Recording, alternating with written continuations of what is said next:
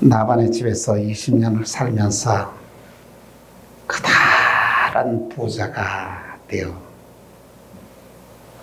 아버지 집으로 돌아갑니다. 하지만 이 야곱의 마음은 편하지가 않습니다. 들리는 소문에 의하면 그의 형 에서가 야곱을 치기 위하여 400명의 군사를 거느리고 온다는 소식이 들려집니다. 그의 형 에서의 성격을 너무 잘 알았던 야곱은 너무 겁이 났습니다. 그래서 야곱은 하나님께 이렇게 간구합니다. 창세기 32장 11절에 보니 내가 주께 간구하오니 내 형의 손에서 에서의 손에서 나를 건져내시옵소서. 내가 그를 두려워하면 그가 와서 나와 내 처자를 칠까 겁이 나기 때문입니다. 얼마나 겁이 났겠어요. 지금 야곱은 4명의 부인과 11명의 자녀를 거느리고 그리고 많은 노비들과 그리고 양떼와 소떼, 염소떼, 낙타떼의 어마어마한 귀한 이 재산을 가지고 이제는 고향으로 돌아갑니다. 그런데 길을 가는데 이 야곱의 마음이 편하지가 않습니다. 불안할 수밖에 없습니다. 이 에서가 400명의 군사를 거느리고 온다는 소리를 들으니까 얼마나 불안하겠습니까? 이런 상황에서 이 야곱은 위대한 결단을 하는데 그 결단이 뭐냐 하면은 자기의 재산을 가지고 그에게 형에게 예물로 보내게 됩니다. 어떻게 보면 이 뇌물 작전이죠. 먼저 에서의 마음을 뇌물로 달래보려고 합니다.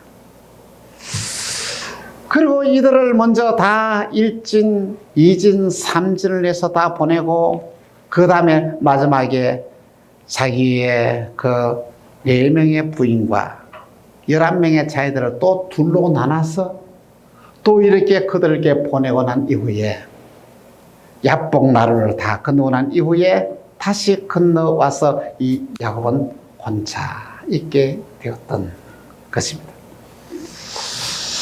우리는 홀로 남겨진 야곱을 생각하면서 우리는 몇 가지의 의문점을 한번 생각해 볼 수 있습니다. 여러분 한번 생각해 보십시다. 그의 부인과 자식들의 입장에서 한번 생각해 보자. 아니, 자기가 살겠다고, 혼자 살겠다고, 자기 자녀들과 부인들을 이렇게 다 내어놓고 지 혼자 살겠다고 이렇게 혼자 나는 이 야곱을 생각할 때 얼마나 비겁한 아버지요, 이 비겁한 남편이라는 생각이 되겠습니까? 자기 살겠다고 말이죠. 자식도 버리고 부인도 버리는 이런 남편을 아버지를 생각하면서 그들이 얼마나 이렇게 속이 상했거든요. 것입니다. 이 사실을 알면 얼마나 이 가족들이 속이 상했어요. 자기 살겠다고 아들까지 자기 부인까지 뇌물로 내어놓은 이 치사한 모습을 보고 그들의 마음이 어떠했겠느냐는 것입니다. 또 하나를 생각해보면 여러분, 위기가 찾아왔을 때는 그래도 누구와 뭉쳐야 됩니까? 가족하고 하나가 뭉쳐야 되지 않겠습니까? 어려움을 당하는데 다 가족을 팽개치고 자기 혼자 어떻게 하겠다는 이야기냐는 것입니다. 그래도 힘들고 어려울 때는 그래도 가족밖에 없는데 가족까지 다 보내고 자기 혼자 남은 이 야곱을 생각할 때에 정말 우리는 도무지 이해가 되지 않습니다. 그런데 놀라운 것은 왜 하나님이 이런 모습을 오늘 저와 여러분에게 보여주었을 거예요. 그것은 이 모습 가운데서 하나님이 저와 여러분에게 꼭 깨닫게 할 만한 귀한 진리의 말씀이 그 속에 담겨져 있다는 말씀인 것입니다. 결과적으로 보면 야곱의 이러한 노력이 문제를 해결하는 데에 정말 결정적인 도움이 되었다는 것입니다. 야곱은 에서와의 관계를 회복하기 위해서 자기가 할 수 있는 모든 것을 다 했습니다. 모든 것을 다 내놓았습니다. 형과의 관계 회복을 위해서 말입니다. 하나님은 오늘 이 사건을 통하여 우리에게 어떻게 하면 오늘 저와 여러분에게 불편한 관계에 있는 사람들을 회복할 것인지 그 비결을 우리에게 가르쳐주고 있다는 것이죠. 또한 우리가 하나님과의 관계에서 어떻게 하나님의 관계를 회복할 수 있는 것을 그 비결을 우리에게 가르쳐주고 있다는 말씀인 것입니다. 관계 회복을 위하여 첫 번째로 이 야곱이 선택한 것은 무엇이냐 하면 정말 그의 형과 절대로 다투지 않았고 그의 형과 맞서지 않았다는 것입니다. 여러분 한번 생각해 보십시다. 형은 자기를 죽이기 위하여 400명의 군사를 거느리고 치러 와요. 야곱의 입장에서 생각해 보십시다. 야곱은 어떻습니까? 큰 부자였습니다. 쉽게 말하면 돈이 많았어요. 돈이 많아 있으면은 부자면 어떻습니까? 용병을 사왔어도 형은 400명을 데리고 있지만 야곱은 1000명의 용병도 살 수가 있습니다. 사가지고 대적할 수 있다는 것이죠. 그런데 이 야곱은 형과의 맞서지 않았다는 이 지혜입니다. 다투지 않고 결심하는 것. 맞서지 않았다는 것입니다. 그리고 또한 두 번째로 그의 가족들과 그의 일꾼들, 그의 종들만 합치더라도 쉽게 말하면 그의 형과 한판 떨 수 있는 능력이 되어 있는 사람이에요. 한번 싸움만 해볼 만한데 그럼에도 불구하고 맞서지 않았다는 것은 정말 우리에게 주시는 교훈이 참 굉장히 크다는 것입니다. 야곱은 자기가 가지고 있는 이 엄청난 부와 능력으로서 당당하게 대처해서 싸울 수 있지만은 그런 그의 형 에서와 맞서지 않았다는 것입니다. 이것이 바로 오늘 저와 여러분이 세상을 살아가면서 여러분 주위에 있는 사람과 관계를 회복하는 데에 첫 번째 귀한 조건이다는 것입니다. 그리고는 야곱은 어떻습니까? 자기에 있는 것을 아낌없이 형을 위해서 내어놨습니다. 뭘 위해서? 형과 화목하기 위해서 자기가 가지고 있는 것을 아낌없이 내어놓았다는 것이죠. 창세기 32장 13절에서 15절까지의 말씀 우리 한 절씩 교독하도록 하겠습니다. 야곱이 거기서 밤을 지나고 그 소유 중에서 형 에서를 위하여 예물을 택하니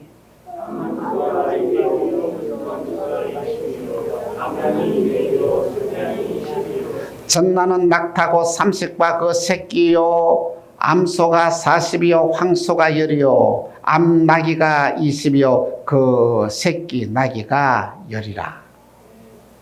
여러분 소만 해도 몇 마리예요? 50마리. 양이 200마리. 어마어마한 이 세상에 그걸 갖다 한 곳에 여기에 뭐 우리 만나교회 이 모든 걸 다 모아놨다고 생각해 보세요. 어디까지 찰까요? 여기 참 엄청난 예물을 다 이렇습니까? 대놓았습니다. 아낌없이 형과 화해하기 위해서 자기가 가지고 있는 예물을 재산을 내어놓을 수 있었던 것이죠. 야곱이 그렇게 할 수 있었던 이유가 어딘지 아십니까? 자기 것 아깝지 않은 사람이 누가 있겠습니까? 자기 것 아낌없이 내어놓을 수 있던 비결이 뭐냐면 이 야곱은 자기가 성공했어도 하나님이 주셨다는 확실한 사실을 알고 있습니다. 자기 지팡이 하나 가져왔잖아요. 그런데 지금 어마어마한 부자가 되었잖아요. 내 노력으로, 내 힘으로 이 모든 것을 얻었다고 생각하지 않습니까? 이 모든 것이 뭐다고요? 하나님이 나에게 주신 복이다 생각했습니다. 그러면서 그는 결단을 하죠. 그래, 이 모든 것이 하나님 나에게 주기 때문에 이 내 있는 것을 다 써도 하나님이 그 다음에 주시면 돼.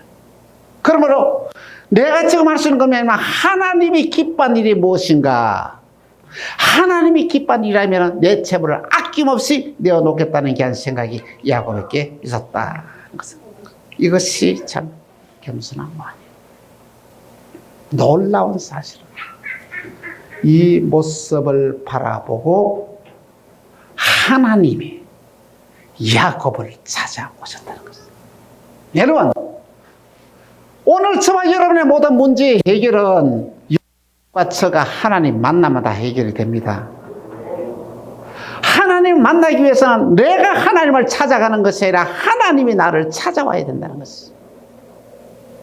여러분과 저가 하나님을 찾아가서 만날 수가 없습니다. 하나님이 나를 찾아와야 내가 하나님을 만날 수 있다라는 말씀인 것입니다. 그렇습니다. 오늘 저와 여러분에서의 우리 주위의 모든 관계 회복은 말로만 이루어지지 않습니다. 거기에는 희생이 따라가야 됩니다. 아낌없이 내놓아야 됩니다. 내가 나서야 됩니다. 그래야 관계 회복이 이루어질 수 있다는 비결을 우리에게 가르칩니다. 여러분, 야곱은 그가 능력이 있음에도 불구하고 그의 형 예수와 맞서지 않았다는 것이죠. 이것을 여러분 꼭 기억하시기를 부탁을 드립니다. 두 번째로 야곱은 하나님의 축복으로 관계를 회복했습니다. 사람이 할 수 있는 것은 한계가 있습니다. 여러분, 야곱이 예물을 보냈다고 해서 형이 감동을 받아서 화해를 했을까요? 아니라는 것이죠. 야곱은 그들을 다 보내려고 난 뒤에 야곱이 한 일이 무엇이냐면 하나님을 찾았다는 것이죠. 하나님께 기도했다는 것이죠. 하나님, 저 살려주십시오. 하나님, 이 형의 마음을 녹여주십시오. 형과 내가 진정으로 화해하기를 바랍니다. 여러분, 하나님은 어떤 기도를 제일 잘 들어주는지 아십니까? 그저 서로 원수 맺고 싸워서 이기기 위해서 기도하는 거 하나님 그거 듣지 않습니다. 어떤 기도? 내 원수와 화해하게 하여 주옵소서. 나를 미워하는 사람을 내가 사랑하게 해 주옵소서. 이 기도를 하나님이 너무 기쁘게 받으신다는 말씀인 것입니다.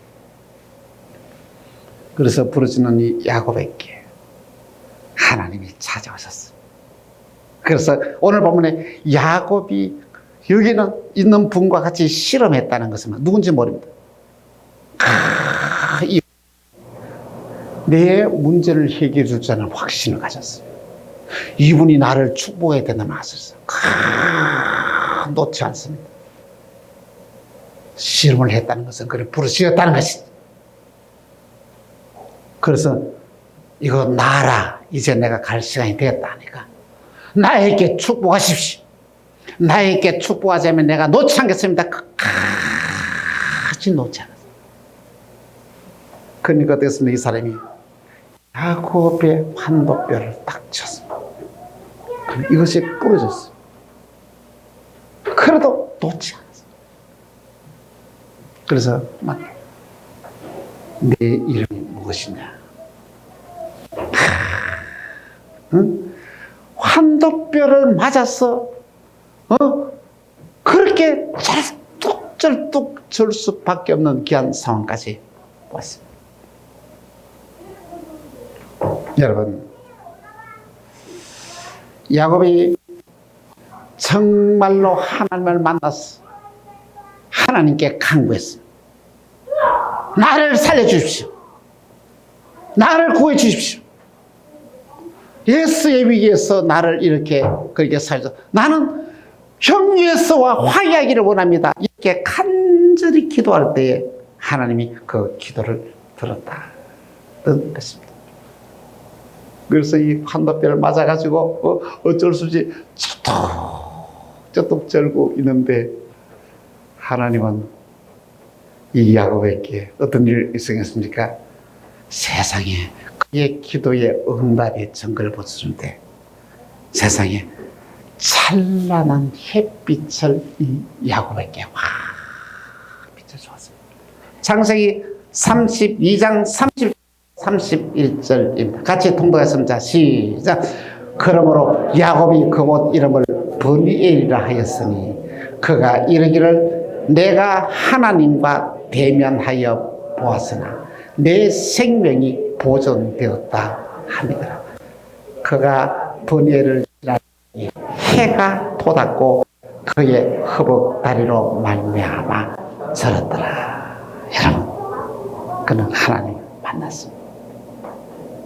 그는 쩔뚝 절었습니다. 놀라운 사실은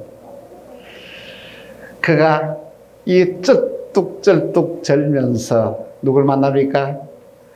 예수를 만날 때에 그를 죽이기 위해서 400명의 군사를 거느리고 있는 게 예수가 마음이 감동을 받아서 야곱을 끌어안고 얼싸안고 옵니다. 이 놀라운 기적이 아닙니다. 원수가 친구가 되었습니다. 형과의 화해에 성공했습니다. 하나님이 이 야곱이 행동하는 게 한 모습을 보여주고 그 관계를 회복시켜 주었다라는 말씀인 것입니다. 세 번째로 하나님은 야곱을 이스라엘의 이름으로 바꿔 주었습니다. 하나님을 붙잡고 씨름하던 야곱에게 하나님 묻습니다. 내 이름이 뭐냐? 내 이름이 뭐냐? 예, 야곱입니다. 그랬더니 말합니다. 다시는 내 이름을 야곱이라 부르지 말고 이스라엘이라고 부르라. 내가 하나님과 겨누어이겼습니다. 할렐루야. 우리 인간이 하나님과 겨누어 이겼대요. 이 뭐라고요? 이스라엘. 사랑하는 성도 여러분, 오늘 저와 여러분이 이스라엘이 되어야만 합니다. 하나님과 겨누어 이겨야만 한다는 것입니다. 하나님은 야곱의 수익적 관계에서 언제나 이스라엘이라고 불렀습니다. 하나님은 그대는 그대 야곱이라고 부르지 않고 이스라엘이라 불렀다는 것입니다. 그런데 수평적인 관계에서는 야곱이라고 불렀습니다. 하나님은 오늘 저와 여러분들에게 언제나 수익적인 관계에서 너는 이스라엘이다, 너는 승리자다, 너는 하나님의 백성이다, 이런 확실한 이 믿음이 우리에게 가져요. 하나님의 세미한 음성을 우리는 들어야 한다는 말씀인 것입니다. 그렇습니다. 하나님은 야곱의 헌신과 섬김을 보시고 그의 복잡한 이 형과의 관계를 다 회복시켜 줬어요. 그의 이름을 야곱에서 이스라엘로 바뀌게 해 주었습니다. 이스라엘은 회복의 사람입니다. 하나님은 회복의 사람을 통하여 이 땅에 위대한 역사를 이루어 나갑니다. 잘 싸우는 사람을 통해서 역사하지 않습니다. 화목하기를 힘쓰는 사람, 회복하기를 힘쓰는 사람을 하나님은 그를 들어서 위대한 역사를 이루어 나가신다는 말씀인 것입니다. 사랑하는 성도 여러분, 사실 우리에게 관계 쉽지 않습니다. 가족 중에서 관계 회복도 쉽지 않습니다. 얼마나 이 시대에 살아가는 많은 사람들이 조그마한 하나의 일 때문에 형제 간의 원수가 되었어요. 부모와 자식 간에도 이렇게 원수가 되었어요. 부모와 화해하기도 쉽지 않고 형제 간도 화해하기가 결코 쉽지 않습니다.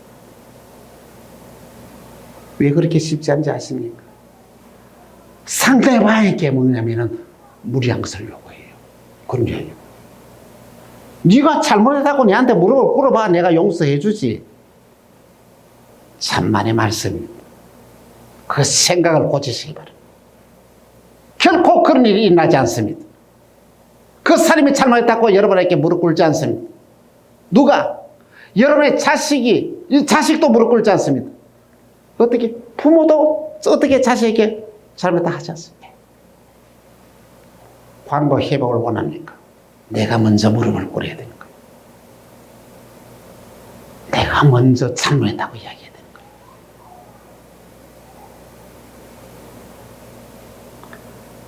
여러분 보십시오. 야곱 보십시오. 잘못을 따지지 않았어요. 그럼 보십시오.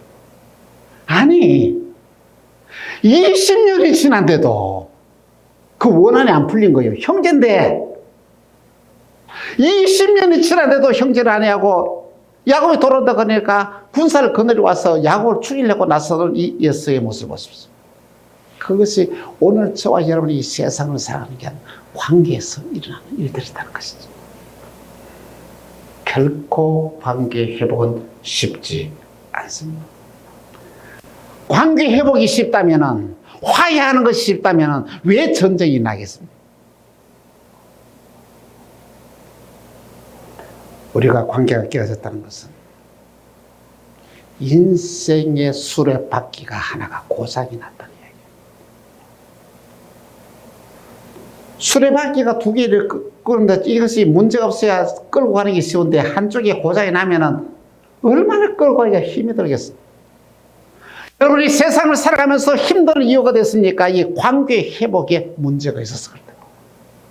관계 회복이 되어지면은 세상 살아가는 것이 그렇게 힘들지 않습니다. 그러나 이 관계 회복은 결코 쉽지 않습니다. 교인들 보세요. 목사의 관계가 안 좋으면 덜컥덜컥거리다가 교회 떠납니다. 부부관계도 마찬가지입니다. 조그만 일을 싸우다가 이혼을 하는 이런 일들이 있나요? 부모와 자식 간에도 마찬가지입니다. 부모와 자식 간에도 원수처럼 지내는 사람이 얼마나 많습니다. 관계 회복의 방법은 그냥 되어지지 않는다는 것이죠. 누굴 본받은 이 야곱을 본받아야 한다는 것이죠. 관계 회복을 위하여 제일 먼저 할 게 여러분 기도가 아닙니다. 관계 회복을 위하여 내가 먼저 할 것은 내가 먼저 희생하고 내가 먼저 잘못했다 그러고 내가 먼저 낮아지고 내가 먼저 접근해야 돼. 그리고 난 다음에 기도해야 하나님이 찾아오신다는 것이죠. 여러분이 기도할 때 하나님이 찾아오면 모든 문제가 다 해결이 되어진다는 말씀이 것입니다. 그렇습니다. 오늘 이 시대에서 어떻게 하면은 오늘 우리의 주위에 있는 사람에게와 관계를 회복할 수 있을까? 여러분 혹시 여러분의 마음속에 누가 미워하는 사람이 있습니까? 누가 굉장히 싫은 사람이 있습니까? 그것은 뭐냐면 여러분의 관계가 문제가 있다는 말인 것입니다. 그러면 이 관계 회복을 어떻게 해야 되느냐 하면은 여러분 꼭 먼저 알아야 될 것이 있습니다. 첫 번째는 상대방이 먼저 해주면 좋지만 절대로 상대방이 내한테 먼저 하지 않습니다. 그 기대하지 마십시오. 기대하지 마십시오. 내가 먼저 해야 돼. 내가 먼저 낮았어야 한다 하는 것입니다. 참 지난 이야기입니다마는 지난번에 있었던 그 교회에서 있었던 일들. 그는 모 집사님이 너무 힘들고 어렵다 해서 제가 이렇게 도와주고 저렇게 도와줬습니다. 근데 그 사람이 망했어요. 그 다음에 어떤 원망이 들어오냐면은 목사님이 자기를 도와줬기 때문에 망했다는 이야기죠. 그래서 그때 들리는 소문이 하면은 그 밑에 우리 교회 밑에 아래층에 살았는데 그의 집사님 하더라고요. 밤에 칼을 갈고 있더래요. 칼을 갈고 있더라고요. 왜? 목사님 죽이겠다고. 목사님 자기한테 거기는 뭐야? 쉽게 말하면 그렇게 부탁한 거 도와줘가지고 자기가 더 망했다는 얘기. 그래서 갔다가 그 교인에서 그때 그 이야기 들었어요. 근데 나를 죽이겠다고 칼을 갈고 있다고 해서 하나도 무섭지 않더라고요. 그때 겁도 안 나고. 제가 양평백석에 왔을 때에 그 집사님이 왔어요. 그때 무릎을 꿇고 그랬습니다. 목사님 내가 잘못했습니다. 그 기대하지 마십시오. 그래서 아니다고. 왜냐하면 그래도 그런 가운데서도 그분이 내한테 할 수 있는 것들, 다른 사람의 돈은 다 이렇게 말이야 문제를 일으키고 가고, 아니 내가 감당할 수 없는 걸 누구 갖다가 뭐 부탁해서 말이야 돈을 빌려준 걸 갖다가 그것을 다 해결해 줬으니까 아니라고. 그 가운데서 내한테는 잘했다고. 기대하지 마십시오. 문제 일으키는 사람이 그 사람이 잘못했다고 돌아올 걸 기대하지 마십시오. 내가 먼저 나서야 돼. 내가 먼저 나서야 돼. 내가 먼저 다가가야 한다는 것입니다. 두 번째로 하나님의 도우심을 바라봐야 돼. 우리 힘으로 안 됩니다. 관계 회복이 안 됩니다. 하나님께 기도하면 됩니다. 내가 그 사람을 화해하기 위해서 내가 노력할 때에 하나님이 나를 찾아오시는 거예요. 내가 하나님 만나기 위해서는 내가 하나님 찾아가서 되는 것이 아니고 하나님이 나를 찾아오면 됩니다. 놀라운 것은 회복 위에는 세 번째로 큰 복이 준비되어 있습니다. 여러분 참으로 놀라운 것은요, 예수와 야곱이 화해를 했잖아요. 어떤 관계였어요? 야곱을 죽이기 위하여 400명의 군사를 거느려온 사람이에요. 화해를 했어요. 그런데 놀라운 것은 그 이후에 한 번도 다투거나 싸우거나 한 적이 없었다는 것이죠. 창세기 35장에 보면 어떻습니까? 그의 아버지 이삭이 야곱에 죽을 때에 두 형제가 같이 협력해서 아버지의 장례를 잘 치르는 장면이 창세기 35장 보면 나와요. 우리는 어떻습니까? 화해하고 난 뒤에 막 싸워. 내가 언제 그런 얘기하고 그런 얘기 하지 않습니까? 아니. 하나님이 함께 하셔서 하나님의 능력으로 화해한 자에게는 결코 그 뒤에 잡음이 없고 문제가 생기지 않았다는 것입니다. 평소에 쓰레기더미에서 바지나 주우러 다니던 한 할머니가 계셨습니다. 늘 이 집에 가서 뭘 얻어먹고 저 집 가서 얻어먹고 이렇게 살았어요. 주위의 사람들은 그렇게 했죠. 그렇게 했죠. 근데 놀라운 것은 이 할머니에게 그의 통장의 돈이 그런데도 이 자기가 있는 모든 재산을 사회에 다 환원을 하면서 그의 유명한 말을 남겼습니다. 어느 누가 자기에게